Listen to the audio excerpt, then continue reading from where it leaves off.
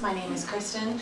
Thank you so much for being here this evening, and a big thank you for purchasing your book here at your local independent bookstore.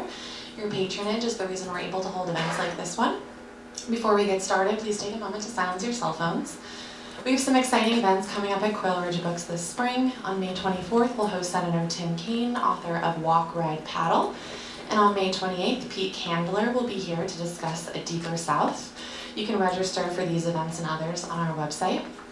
And now I'm thrilled to introduce this evening's author. Christopher Ruocchio is the author of The Sun Eater, a space opera fantasy series, as well as a former assistant editor at Baen Books, where he edited several anthologies. He's a graduate of North Carolina State University, where he studied English rhetoric and the classics. Christopher has been writing since he was 8 and sold his first novel, Empire of the Sun, at 22. To date, his books have been published in 5 languages. He lives in Raleigh with his wife, Jenna. Please join me in welcoming Christopher Ruocchio.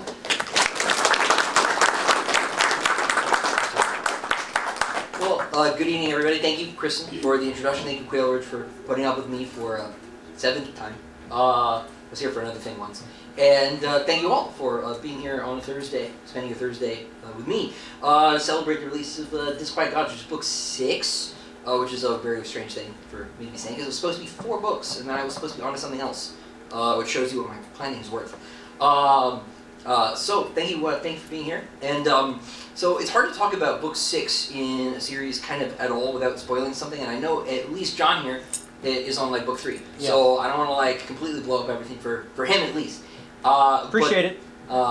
But this is book 6, so it's been I will say we got like the longest time jump in the series between this book and the previous one. It's about 200 years, and I will ruin John's day a little bit and say like Hadrian is in exile, right? And so he hasn't gone anywhere since he got where he was going on Jad. Sorry, John.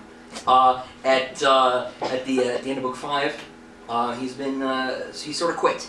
And the story finds him sort of at what is a pretty low point, and we go from there. But he is not alone, as the jacket flap spoiled. He has a daughter now, Cassandra, who is new in this book. So the two of them are sort of in exile together, and that's where we find it. I'm going to read, as is tradition, just a little bit from the beginning, and then we'll more or less go to questions, because that's like the fun part anyway, right? So I'll just read a little bit from the beginning of Disquiet Gods. And then yeah, we'll just go right to the questions. So, all right. This is chapter 1, The Shadow of the Empire. Song. A solitary voice rose up in song, as it did at the end of every watch of every day, from the parapet of the Agiary temple that stood upon a spur of the Black Mountain at my back. I hardly heard it. After more than 200 years of exile, the prayers of the fire priests of Jad seemed to me no stranger than the sunset prayers of our chantry, though they too rang hollow in my ears. Prince Aldi had told me many times, and my good Nima had echoed him, that their prayers were the source of ours. The worship of Atash, the holy fire, and of Ahura Mazda, the lord of wisdom, was older, far older than the imperial cult of earth. Our ancestors worshipped the fire and our lord when men were children, the great prince told me often, voice quavering in his great-grandfatherly way. Your ancestors did not worship the earth until they burned her. I did not argue with him, though I might have pointed out that the manner of those prayers had come to his faith much later in the clamor out of earth, when they had needed ritual and song for comfort, in the bitter, lightless years that had carried their people to new suns. So it was with all the old religions, though each claimed not to have changed at all. Yet why should they not change? If the god of the fire priests was real, and there are gods that are, then surely his part of the universal story is not ended. Surely there are new revelations at hand and to come. That thought returns to me, who had received revelations of my own time and again. In a younger man, the thought might have caught and kindled a fire of its own in my belly. But I was old, and the wind that blew the words of the fire priest's song back upon the mountain dragged my long and graying hair back with it, and stoked not the embers in my heart. It was mid-afternoon, the start of Uziran, that watch which ran from mid-afternoon until evening fall. Looking up, I could see the acolytes in robes of Jadian white and the neophytes of the fire school in tunic and trousers of the same, moving toward the agiary. I did not move to join them, but gripped the iron rail. The metal was hot in the afternoon sun, red and huge as an apple in the pale sky, and I leaned my weight against it. I had started just after lunch, having dismissed Demetra for the day, and left my villa upon the sward above the beach of mingled black and white sand. As I always did, I'd set my sights upon Hephaestus, and walked the Scala Aspara, the white stair, to the fire school. The fire school. All across the galaxy songs are sung of its shining towers, its sweeping colonnades, and intricately styled oriels. Legends are spun of duelists facing one another upon arched step bridges over steep-walled canals where the lavas of Hephaestus flow down to the sea, of odalisks oiled and clad in golden colors, reclining for the delectation of their masters, of knives and of whispers in the dark. The songs are true, and the legends mostly so. The Black Mountain, which the first cartographers named Hephaestus, which the Jadians themselves called Kauf Adar, rose above all, its broken head, cloud-crowned in the eggshell sky, its dark shoulders seeming broken, seeming frosted, where the white towers and terraces gleamed. I had walked up the white stair earlier that afternoon, walked beneath the rows of date palms swaying in the wind, and along the Grand Canal until I came to Il Casa du Huracan, the volcano house, where the neophytes had their dormitories. The mountain was always burning, casting up its fires from the belly of the world. The Jadians had long ago tamed Hephaestus, directing its flows along canals and down cataracts where molten stone ran like water. To the men of Jad, this was ordinary as rain. Always I would pass students taking their lunch upon the embankment, or a pair of old men playing at chess at a table overlooking the rivers of fire. Great columns of steam were forever rising from the sea where fire and water met, and always there were boats dredging the lagoons to keep them from filling in. For 200 years and more, the island and the fire school had been my home. Adequately rested at last, I pushed myself off the rail and continued my walk, white shirt clinging to sweating flesh. I was feeling my age that afternoon, I well recall, in my knees and in the shoulder old Dr. Elkin had so painstakingly repaired.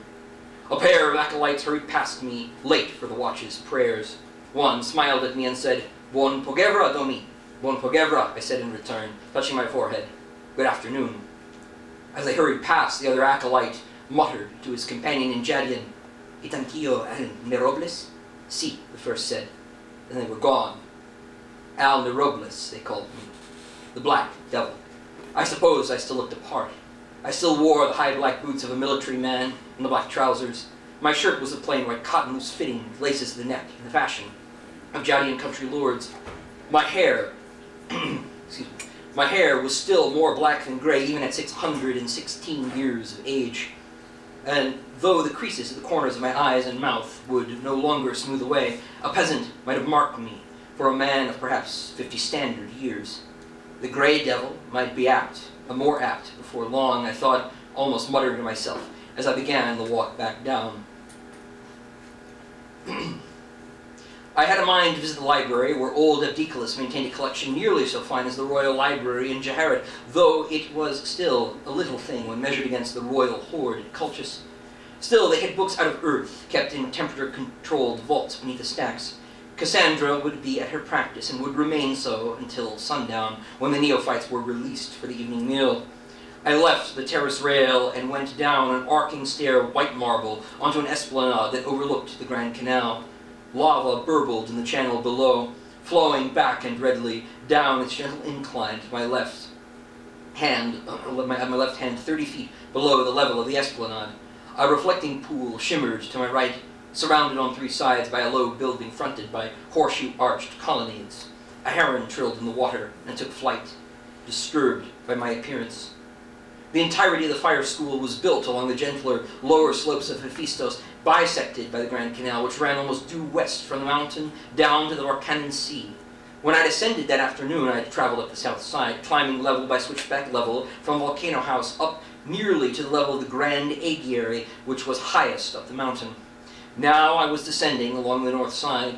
There were 25 terraces on either side, each mirroring the other. The library stood opposite Volcano House on the lowest, each connected to the other by an arched bridge. The sound of trained swords clacked from a quadrangle to my right, but the duelists were hidden from my sight. There was always a fight somewhere, or a student reciting scripture or his own verse. My hosts, the swordmasters, had permitted me to recite my own writings, and though they praised it and me, I think they humored me. In truth, found my writings as unsophisticated as my sword work. Though I matched many of their masters one-to-one, they found my imperial style clumsy and imprecise. Master Hydarnes had laughed when I first bested him and called me Al Brutan, the brute. And the masters had taken to calling me exactly that when they did not call me Al Robles. They rarely called me Hadrian. As I reached the second terrace from the library, a flock of gulls rose from a gabled rooftop, and it was a minute before I realized what had startled them. I felt the shuttle's repulsors before I heard them as a trembling in the air. Looking up, I saw the black shape sliding across the sky. Its slim wings spread against the afternoon sun. That was strange in itself. For all its galactic reputation, the Fire School rarely received visitors. Its students were expected to make pilgrimage by sea and cross the Varcanen by ship from the capital of Jaharet. Occasionally, the prince himself or some other dignitary would visit by air, taking one of the cetacean flyers so loved by the Jadian people, with foil sails and filigreed hulls. But this was an imperial shuttle, a black knife cutting the sky. And I would stop there. And so, yeah, again, I want to say thank you for being here, and if we want to just go to questions, that's usually, like I said, the fun part. So, who would like to go first? No. Carrie, hey man. How you doing? Good to see you. How was the change in editors impacting the writing? Change in editors was great. Elephant in the room for maybe some people, I had to change publishers between this book and the last one. Long story. But the new publisher came with my friend DJ Butler, who's a fantasy writer in his own writing, just a genius, one of my best friends. And so working with him was awesome. Dave went and read all of the earlier books, which sounds like it would be like step one for editors, but it's actually pretty rare in publishing. They're usually like, where am I? This is book 87? Cool. I'll figure it out, no problem. And so for him to actually do that was really awesome. But Dave sort of understands, like Dave and I have a very similar background, sort of like right, as far as reading is concerned. So Dave knows a lot of the like classics and like the like antique sources that I'm like sort of like riffing on with the world building and stuff like that. Dave also speaks like 15 languages, so that was useful. So it was just great. It was great. It was nice to work with someone who loves the books so much. That was cool. I feel like Dune Part 2. Oh no. Who sent you? I did not like Dune Part 2. I like visually great, performances awesome, but I did not like the changes to the book. It left a bit of a sour taste in my mouth. But again, like I watched it. I like had a good time watching it. But the more I thought about it, I was like, that's not really Frank's book, is it? And so yeah, not really my thing. I'm sorry to say, I got in a lot of trouble for this opinion. A lot of trouble. I have to hide from the internet now. But you know, yeah, not really my thing. Thanks for setting me up. If anyone has their tomatoes, fling them now. That's mine. Oh, thanks, dear. Now, who's next? How long will we have to wait to get the a teaser for the Enderta cover for Empire of Silence? Okay, so you'll probably see that, I would think, in the summer. So, for people who don't know, we've got 2 special editions of the book now because one was not enough. And the second one is coming out from a British-based publisher, Enderta Books. It's super limited. We had 1,000 of the first one, and those went in 24 hours. There's 750 of this one, so we were about to die. Salute you. But that cover will probably come out when we release The Murdered Son, which will come before it.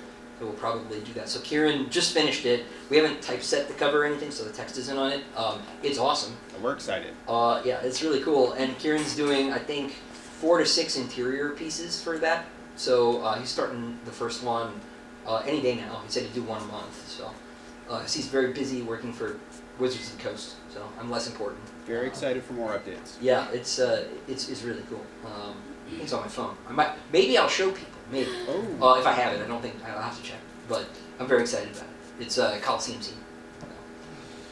Yeah. Following up on him, then when will we see a preview of The Murdered Son? That should be like any time now. That's up to Rob. It's ready to go. Basically, it's proofreaders reading that for for Endearta books. So that'll be soon. I know some people like want me to do a general release for The Murdered Son too, which people don't know is like the original draft of Empire of Silence. It was half as long and like completely different after Hadrian leaves home. I might do that. I haven't quite figured out what my plans are. So, but yeah, no. A lot of special edition stuff going on this year. It's fun for me. I don't have to shell out for them, but I also just get to see the art early, so that's fun. Yeah. You sir. Yes. At what point did you feel like how did you know your first draft was ready to start pursuing publishing? It was for me. It wasn't so much that the draft was ready. It was more I was running out of time. So I got an English degree, as I always say, because I hate money, and I didn't really have a backup plan. So my dad was starting to sweat, and so I finished the first draft in like I think right around actually this time of year in 2015, and I was graduating in December.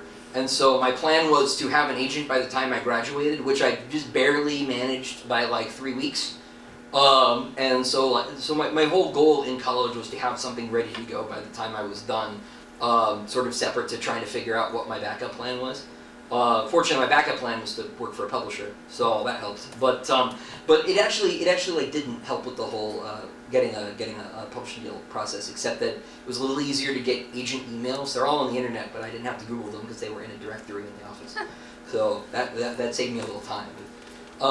But sometimes, to give you a helpful answer, like you like might not know, but you should try anyway, because with your first book it's hardest, right? Like after you've got a bunch of books under your belt, publishers might come to you, right? But the first time you need to have something that's as together as you can make it. If you feel like you're not making a lot of changes when you're editing it anymore, even if you feel like you're not ready, just decide that you are, because life is short. And it's too short to not publish something that you've written.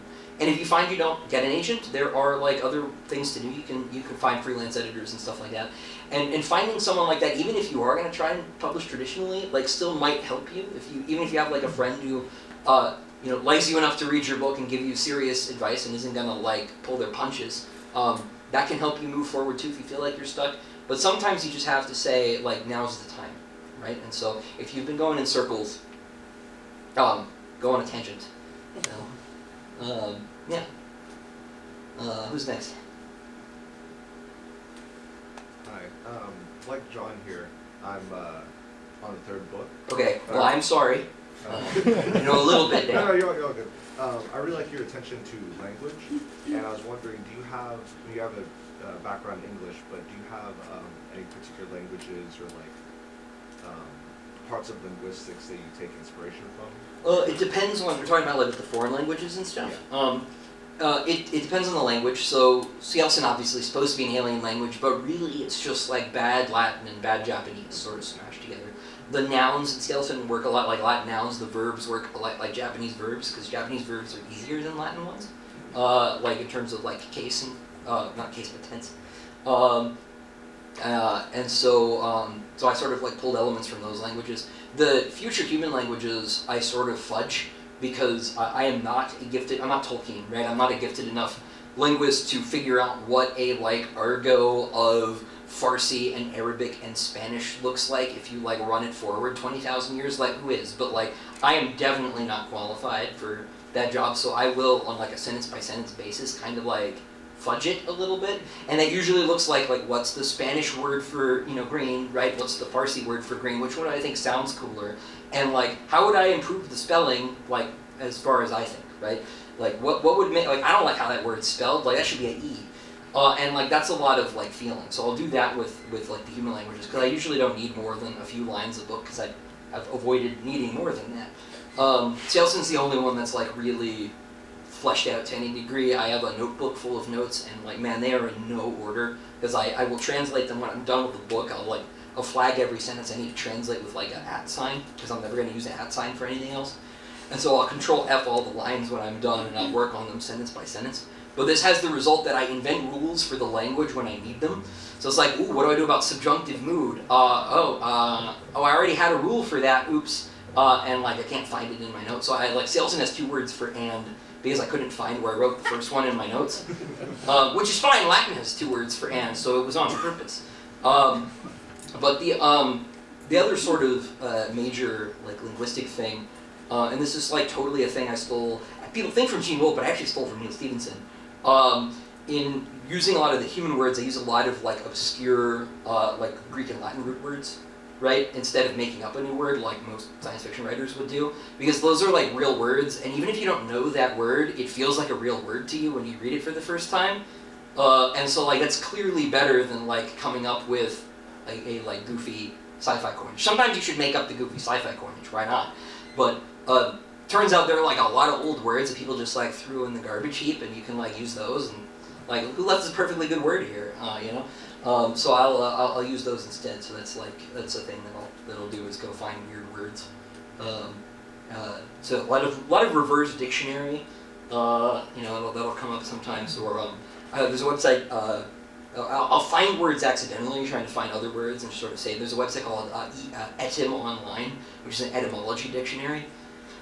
So you could like look up a word and it'll tell you what that word is from and like what it's related to. And so that's useful for finding new words, or you know, usually like we'll have a conversation like my wife and I, like why does this word exist, and then I'll go figure out like, oh, actually like this word is not related to that word at all, right? Like persona has like nothing to do with people. It's from the Etruscan word for mask, which is like that's interesting, right? You know, so yeah, so like that's sort of like the sort of 2 threads there. Thank you. Yeah, no, good question. Thank you. So you say that you go into your books with very little world building, you don't have a world building Bible. I do not. Yeah, that's true. So when you talk about like jazz, going into jazz for the 6th book, do you have that a lot worked out in your head, just holding it there, or do you have you written it down? So it goes in outline, and then like what I find that like so far at least, you know, 31, my memory still like is pretty good. And so if I write something down, it's like usually okay, except for this Yale word for and. And so you know, I'll look at the outline, or the act of writing the outline will crystallize a lot of those details. I think of outlining as like, I've said this 100 times, but as low resolution first drafts. And so it's easier to write a chapter when it's this long, right, than if it's like 20 pages. And so you get a lot of that stuff out of the way the first time through. So like a lot of the world building on like the broad strokes will come in then, but like a lot of the little stuff like what planet makes wine is like not that important. You can also have like 20 of them, and so you can kind of freestyle with some of those details, right? Especially the galaxy. If it's like one planet, man, like maybe actually you can't have 80 countries that do that because you can only have a couple hundred of those. But if you know you've got a lot of space, you know, pun intended, you can get away with some of that stuff and being a little bit more loosey-goosey. But usually once something's written down, like I will remember that I wrote something like that. Where was that? Let me get out my old friend Control F and go look through at this point too many old manuscript files. Looking through 2 books was easy, but like 6 is starting to get hard. So this strategy will get outmoded pretty soon. Fortunately, the series is almost over. So 7 books starting to feel like the limit of my RAM. Yeah. What inspired you to write the series? I just grew up a huge nerd. So my parents, my dad's back there. Hi, Dad. Were very. I'm the oldest child, so they were really particular about like what I was allowed to watch. By the time my youngest brother came around, hi Andy, they were like, whatever. He's 8. He'd play Halo. It's fine. Whatever. But me, they were careful about it. Star Wars was fine because they like new Star Wars, right? So we had a Laserdisc player, and so I got to watch the actual versions of Star Wars, and I didn't have like a lot of other options that involved laser swords and spaceships, so I watched those 100 billion times. Just like really like, you know, it was too late at that point. So, I was also like the right age to like get into Harry Potter right as it was coming out. And so I like went from that to Tolkien and like never looked back. And I wanted to write fantasy for like the longest time, but then I read Dune in middle school, which was probably too early. And I was like, oh, this is like Star Wars for grown-ups, and I'm in 7th grade, I'm a grown-up. So I'm gonna do this. Obviously I never quite escaped orbit on the Dune subject, as many people have noted. So it was just sort of like one thing after another. Yeah, right behind you. How do you plan your books? So with the first book I didn't. I just kind of I was like, I'm in college. I have 4 years. It'll be fine. I'll just write and see how it goes. That turned out to not be a great plan. Because once you sell a book, they expect you to turn in the other ones with a couple exceptions on a pretty regular basis. And so they wanted book 2 in a year.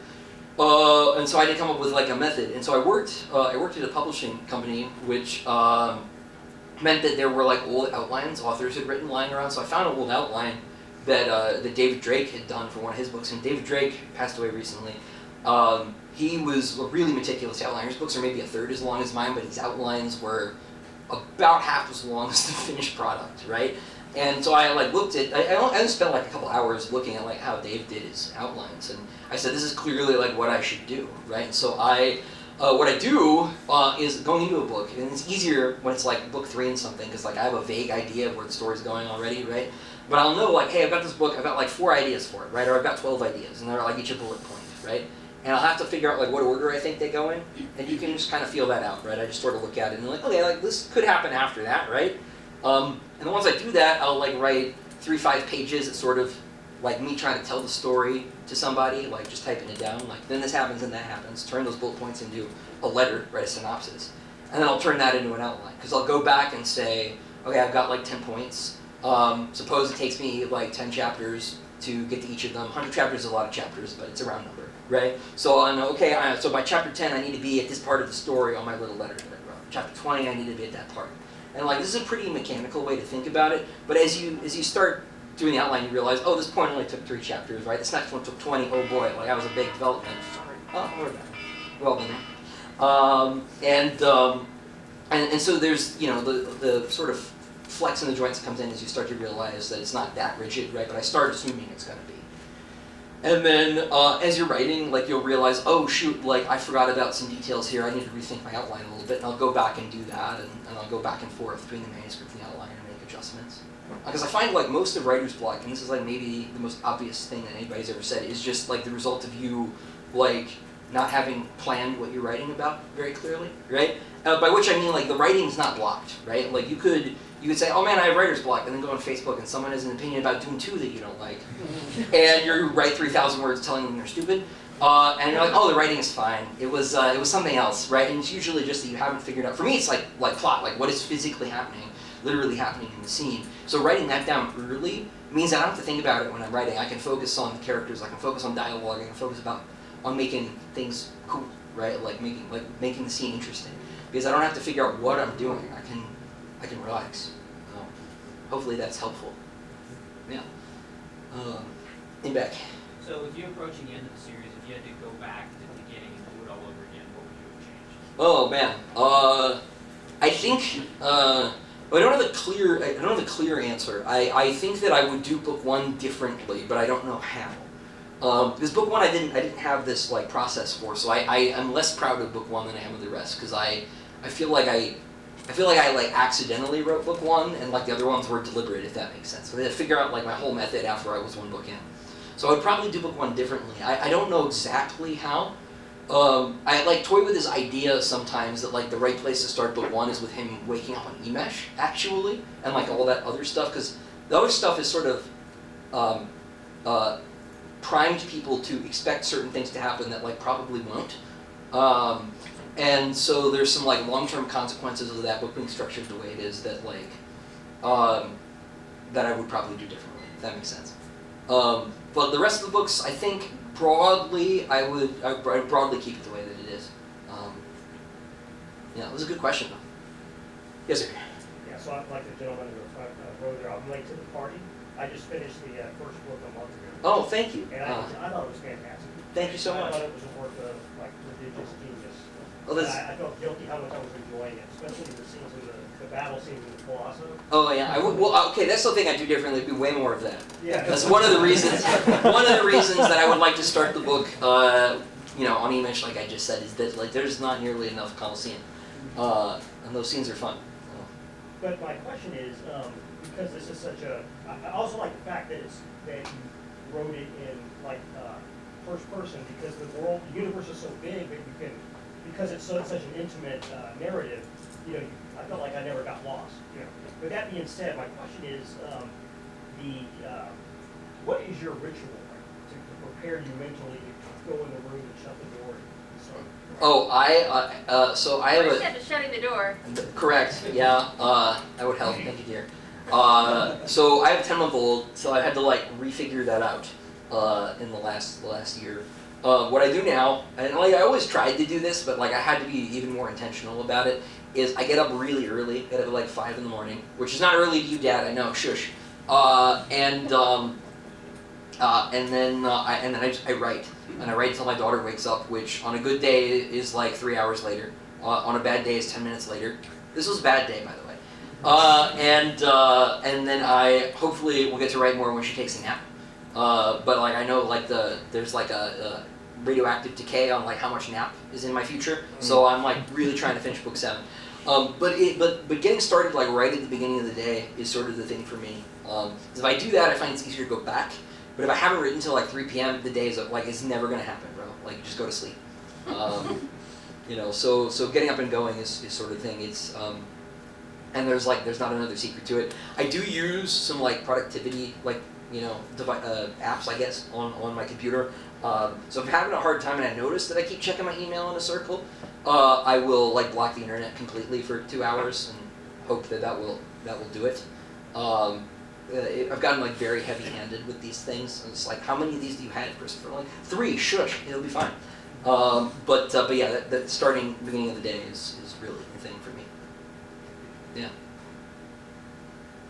There we go. Yeah, so you mentioned your family and things you've gone through as you get older, you have life experiences. You find that from your world you've created and all that, does that kind of influence your writing or not so much? You just have kind of your own world that stays the same? Yes and no, right? But maybe mostly yes. I'm trying to think of a good example. People, so Hadrian has a daughter in this one. I didn't know I was getting one when I started the book. So that wasn't an inspiration, but there is one chapter in this book I wrote after she was born, because when we edited it, we cut 40,000 words out, but that was enough I could actually add a chapter. So you got more book with less words. Great. And that one chapter is about Hadrian's daughter. So like there's like that element. So that's kind of about mine a little bit, but not really. But there's like, obviously a perception shift that comes with becoming a parent, and so that's like the most recent sort of example of that, I think. Yeah. Another world-building question. Sure. In The Lesser Devil, there's like I don't know exactly where, but I remember Crispin was talking to the French Catholics. Yeah. Or the part. And I forgot the leader of them. He was talking about how the religion of the Stolen Empire is kind of like made up of these different aspects. Yeah. Like there's, I think he said like their architecture is Islamic and et cetera, et cetera. So what influences did you have for religion? Oh, so this is actually related to that last question. When I wrote Empire of Silence, I was for the first time. I was at the end of like a 10-year hardcore Richard Dawkins phase. And so when I started writing the book, I was like, I'll do the thing that like everybody does and have like evil space Catholics. It'd be great. And then like I became one again, and I was like, I'm a big dummy. This is like, who wrote this? 18-year-old? And the answer is yes. And so I had to like figure out how to like, for want of a better word, fix this book that I already sold to a publisher that I like had this like big problem with now. And so I wrote The Lesser Devil sort of to like readjust the world building a little bit in order to have a world building that I could like now stomach. And so the Chantry was like always fake, right? Like it was always a fake religion that the Empire sort of like had made to like manage the whole AI problem in the universe, and then it like got away from them and like kind of started running the show. The Chantry is like kind of the real government in a lot of ways. People, the government like never works like how it's supposed to work on paper, right? Like the Chinese Empire was like actually run by all the eunuchs they like brought in to make sure that people left the concubines alone, but they ended up kind of running the show by the end, right? And so the Chantry was sort of like had a little bit of that in it too. but then with Lesser Devil, I had to find a way to like sort of adjust all this stuff basically. And it was like a cool opportunity to do it too, because I had this like weird story where like Crispin had to like deal with this old family grudge, and he like needed some like backwoods people to help him, and I was like, perfect, I have a plan. And so it sort of happened out of the need to solve this problem, and I stumbled into it. So. Yeah, that was a really good question. What else we got?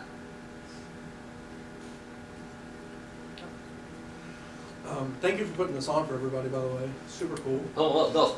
Well, them, yes. Thanks, Thank you for but, coming and showing. well, yeah, Keep no. going! Okay, yes, please, please. But of course, Okay, my name's Ross. I would say one of my favorite parts about Hadrian is how dramatic he is, actually. Never something I'm accused of in my life. me neither. Yeah, so, but I was wondering, what part of yourself, if any, like, do you see the most in Hadrian? Oh, that part, 100%. Oh, okay. Yeah. Yeah, no. I have to call you on that one. The reason everybody makes fun of him for being dramatic all the time is sort of twofold. One is because if they didn't do that, like most I think modern readers would be like, this book is like way too full of itself, just because we live in such an ironic culture, right? If I was writing 200 years ago, it'd be fine. Mm-hmm. The other reason is because people make fun of me for being dramatic all the time. So, you know, life imitates art, art imitates life in this case. Yeah, but that's definitely that, and the like throwing quotations out like they're going out of style. Jenna's sick of it, so no lie. But yeah, no, definitely that part. I think I wasn't expecting that. Yeah. No, that's a good one. Who else?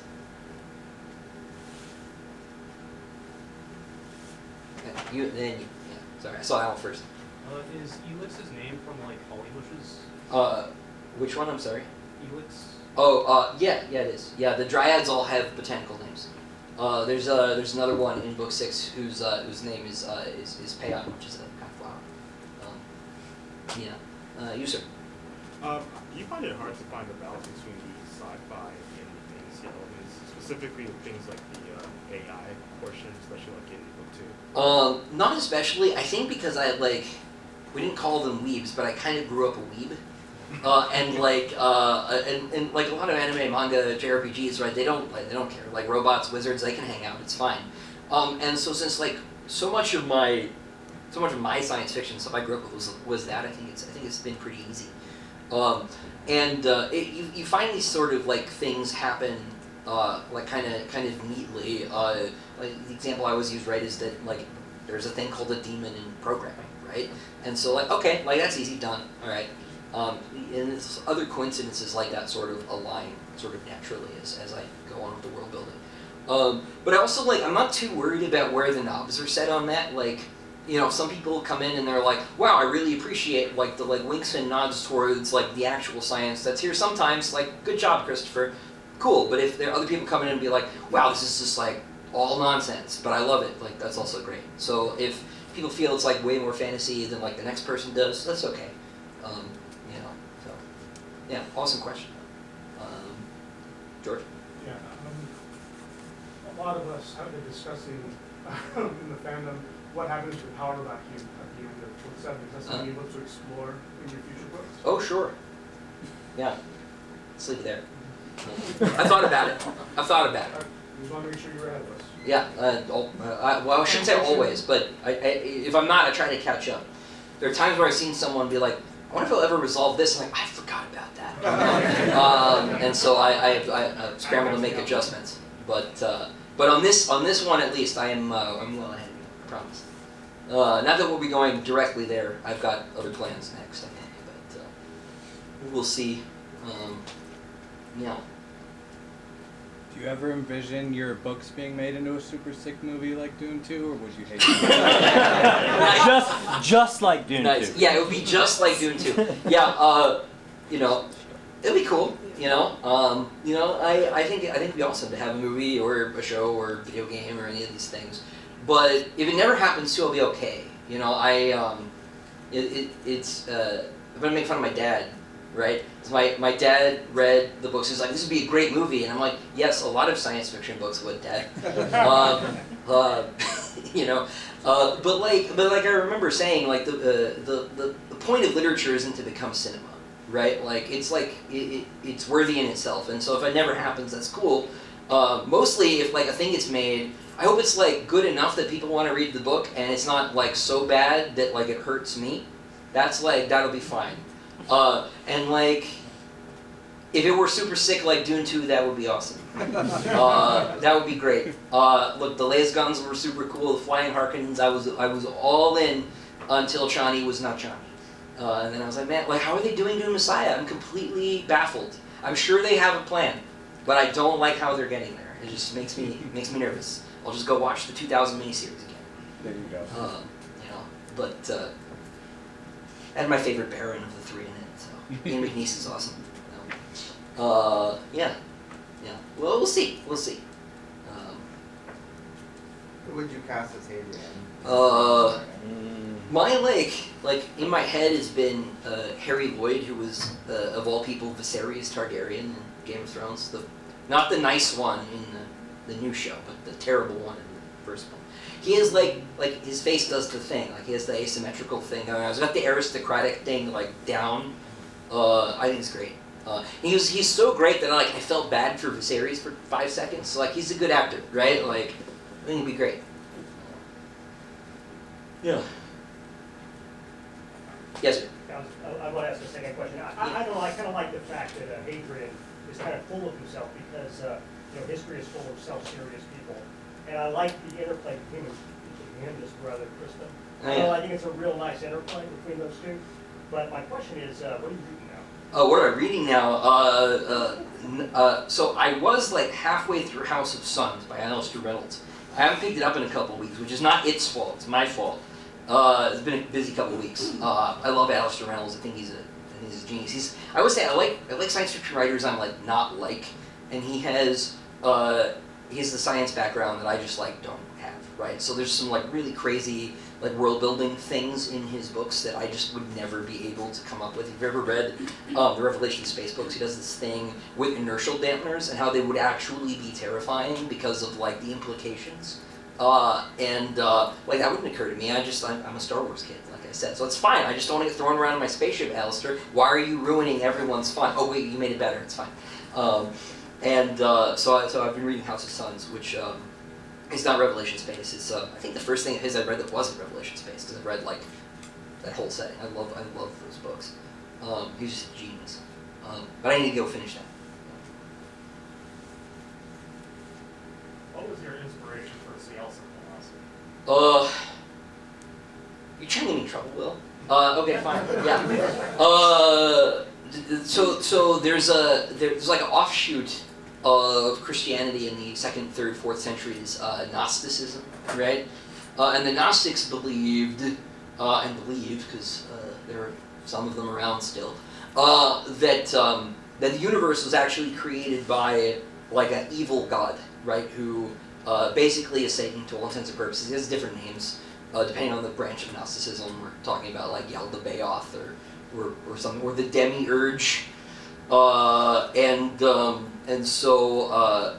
So they believe that like everything is terrible, and we actually are all pure spirits that are trapped in matter, and it's gross. It's basically the Matrix, right? Only instead of being made by squid robots, it was made by Satan, right? And so what we need to do is free ourselves from this wretched existence, and so the Cielson basically feel the same way, right? Before anyone's like, why would these aliens believe a Christian heresy? Well, they don't. They believe something that looks like it, right? And this particular idea like has a weird way of showing up in like multiple cultures, right? It's clearly like it makes sense, right? Like the world's not fun sometimes. Clearly, it was made by squid robots, and maybe we should like get out of it somehow. And so that was sort of the starting point. But there are like other elements too. But that's sort of the big one. Yeah. Follow up to Will's question. Oh no. In your answer, that sounds a lot like what AI's philosophy is also. Is that what you envision? I saw the Matrix when I saw it. You mean AI the movie? No, AI Or- in the book. The AI do sort of think that, right? Yeah, sort of. There's like a lot of argument, especially in this one, about like what the universe is exactly, and so people have ideas, and it being Sun Eater, I'm not gonna 100% tell you who's right. So yeah, or at least Hadrian can't tell you for sure. He has his beliefs, but some of the other ones are pretty convincing, I think. Yeah. When you were writing this, what made you want to have the premise where you kind of ruined, not ruined, you know, because I don't know that I've ever read a book exactly like that, so it's kind of interesting. So what inspired that? So I knew I wanted to write the memoir style, and it seemed like the appropriate way to start the book originally. And I sort of had to like work backwards to like why I thought that. And I think the basic answer is that like it changes the questions that you're asking. Because when you read a book, most of the time you're like, what's going to happen, what's going to happen, what's going to happen? And by sort of giving you a piece of the ending, right, or what you think is a piece of the ending, maybe it's not, right? You have to start asking a different set of questions, right? You have to ask, like, how does this guy get there? Why is that going to happen? Why did he just foreshadow this? Does this mean something? Like, and these I think are more interesting questions than like what's going to happen in 10 pages, because I think like a good book is worth reading not just twice, but like 20 times. And so I'm trying to write a book that's still interesting the 20th time. Like that's more like nutritionally dense than like a beach read, right? With all due respect to beach reads, like I want you to like care about these books in 10 years. And that's not like the ethos of like every writer. Like some writers are just trying to write 1 billion books so that you will buy 1 billion books. Maybe you'll buy this one like 4 times. I don't know, but I have like copies of Dune. But I wanted to write a book that like mattered. So I wanted to sort of change how you related to it a little bit. Again, that wasn't like my idea going in. I had to sort of figure out what I thought I was doing. But when I started like, well, if I'm going to write it this way, I kind of like, shouldn't he start by talking about himself? And like everybody knows who he is, so, you know, and then the logic kind of came later, as logic so often does. Yeah. Can I ask you a follow-up to that? Yeah, sure. Yeah, that makes a lot of and that does make a lot of sense. I think it makes the rereads more interesting as well. How much unreliable narration would you say we've seen? It depends on like what you mean, right? If you mean like this dude is lying to like make himself look good or something like that, I don't actually think that much, personally. Okay. But where I do think Hadrian is unreliable is that he's like a person, and like people are dumb sometimes, and they like are real bad, especially at understanding other people. So I think he ascribes motivations to other characters that are maybe not fair. I mean, like look at if you read The Lesser Devil, look at his brother, right? And he doesn't understand his brother at all, and also he knew his brother until he was 15, right? He doesn't know him at 50, right, or at 300, and so he doesn't understand him at all, actually. And we like, you know, very rarely understand anybody actually, right? At least I find people pretty mystifying most of the time, most of them, even the ones I like a lot. And so some of like his editorializing might not be accurate, but I don't think it's because he's trying to lie. Also, someone pointed out, like, he's like, 1,000 years old, right? Does he really remember what color the couch was? He's probably inventing what color the couch is in a lot of cases, just, for color, pun intended. Sorry about the puns. It's 2 now. No, you're not. No, it's good ones. Who else? Yes, sir. Yeah, so the Durantine Republic, we've had a few characters come from there, and I was just wondering like, what kind of real world like cultures or societies face. Venice, like as Republic of Saint Mark, right, is as the serene Republic of Venice, right, sort of the main template, right. They have a doxa, which is like sort of a nod at Doge, right, and not the meme, so there's that, but linguistically they are like Balkan Slavic. So as like the Lothrians are like Russian, Belarusian, their languages from that. They're more like Serbs linguistically. So like if there's a character in Disquiet Gods who like I think it makes that a little bit more clear because he speaks in Durantine a bit more, and so they're sort of like Balkan Slavic. Yeah. Carrie. Yeah. So your current publisher likes to do a lot of collaboration. Who would you like to do a collaboration with? So I probably don't have the right temperament to co-write a book. I think I would like not be a very good like Robin or Batman, depending on who the writer in question would be, because I know I write actually a lot slower than a lot of the writers I know in terms of like drafting and stuff, and so I worry that I would like not hold up my end of the deal quickly enough for the satisfaction of whoever I'd be working with. If I was working with Dave, for example, like I know Dave writes when he's writing a lot faster than I do. Dave will write like 4,000 or 5,000 words in a day. I write like maybe 1 or 2. And partly that's, you know, like I have a kid, right? So like it's sort of hard to get time right now.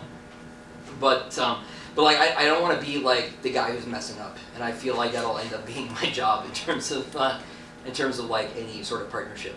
But like, you know, talking like Bane series, I'd like theoretically like to work. Like I love the Vorkosigan books. It would be super cool to work with Lois, but like that's not gonna happen, right? And I like would never ask, right? As I don't think she's interested either. But like I love those books. So yeah, and then you were next, yeah. Other real quick question. So you said before that you don't do much or you didn't do much like outlines for the world building. Right. For the initial like playing the Soul and Empire, and you have like all these, because usually in a lot of these stories there's just like one empire. You actually have like a lot of other states nearby. How did you think on that? Because I think in Empire Science is a lot detailed, like the political economy and such. Yeah, so early on I did like a lot more.